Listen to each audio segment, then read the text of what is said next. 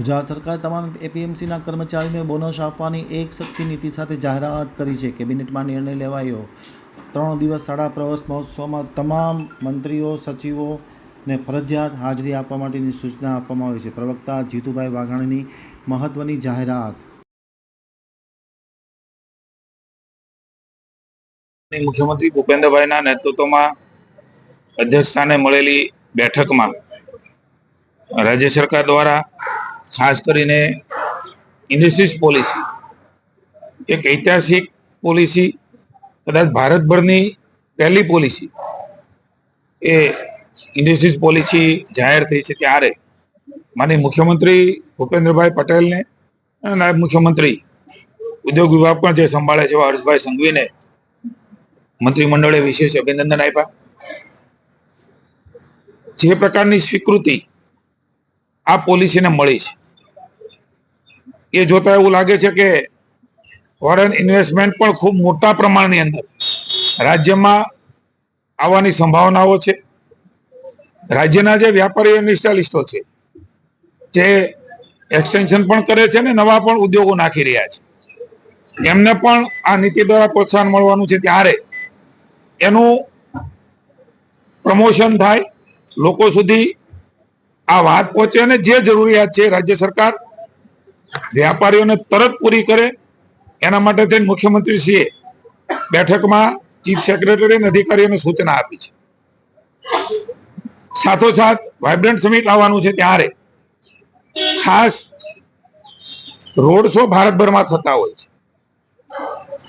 ઉદ્યોગોને આકર્ષવા માટે ઇન્ડસ્ટ્રીયલ પોલિસીને સાથમાં લઈને આ રોડ શો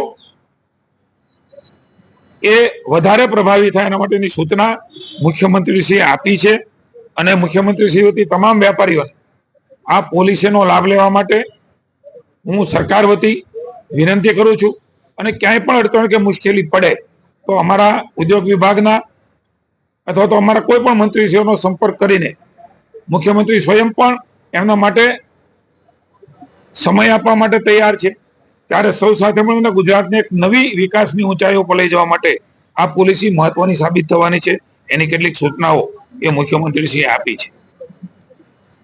ચોમાસાનું ઋતુ આવી રહી છે ત્યારે એમાં મહત્તમ વૃક્ષારોપણ થાય, દરેક જિલ્લામાં કંટ્રોલ રૂમ એ કાર્યરત થાય અને કંટ્રોલ રૂમમાં તુરંત એક્શન, લોકોને કઈ હાલાકી ન પડે, મુશ્કેલી ન પડે, કોઈ પણ સ્થિતિને પહોંચી વળવા માટે એની સૂચના મુખ્યમંત્રીશ્રીએ ચીફ સેક્રેટરીને આપી છે. નીતિ આયોગની મળેલી મિટિંગમાં માનનીય મુખ્યમંત્રીશ્રી, નાયબ મુખ્યમંત્રીશ્રી અને નાણામંત્રીશ્રી ગયેલા. માનનીય પ્રધાનમંત્રીશ્રીએ સમગ્ર દેશના મુખ્યમંત્રીશ્રીઓને કેટલાક સૂચિતાર્થ કર્યા છે. ખાસ કરીને લોકલ ફોર વોકલ અને પાણી બચાવ આવી અનેક બાબતોને લઈને સૂચિત કર્યા છે. ત્યારે રાજ્યએ મુખ્યમંત્રીશ્રીએ પણ નિર્ણયો કર્યા છે, અધિકારીઓને સૂચના આપી છે.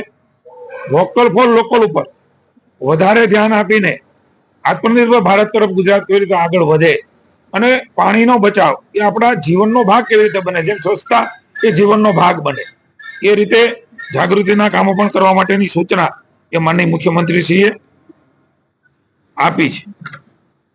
સાથે સાથે એપીએમસીના કર્મચારીઓ જે મારા વિભાગમાં હતું, માનનીય મુખ્યમંત્રીશ્રીએ એમને પણ બહાલી આપી છે. એક સંવેદનશીલ નિર્ણય એ ભૂપેન્દ્રભાઈ લીધો છે. એ કર્મચારીઓને બોનસ અને રેમરા ભથ્થાની ચૂકવણી એ છેલ્લા કેટલાક સમયથી પ્રશ્નોના કારણે એ થતી નહોતી. લગભગ 3000 થી વધુ કર્મચારીઓને, રાજ્યના 224 કર્મયોગીને એનાથી લાભ મળવાનો છે. બજારના નિયમો અનુસાર 40% મહેકમ ખર્ચની મર્યાદા ધરાવતી તમામ એપીએમસી એ બોનસની ચૂકવણી એ કરી શકશે એવો નિર્ણય એ રાજ્યના મારા વિભાગે મુખ્યમંત્રીશ્રીની મંજૂરીથી લીધો છે. એટલે હવેથી આ પ્રકારના કર્મચારીઓ, કારણ કે કેટલાક અલગ અલગ પ્રકારની વિસંગતતાઓ એમાં હતી, કેટલાક એપીએમસી વધારે બોનસ આપે, કેટલાક ઓછા આપે, એટલે એક પેરેલલ નીતિ બને એ પ્રકારનો નિર્ણય એ પેન્ડિંગ હતો, એનો નિર્ણય પણ રાજ્યની સરકારે લીધો છે. એક મહત્વની ચર્ચા કેબિનેટમાં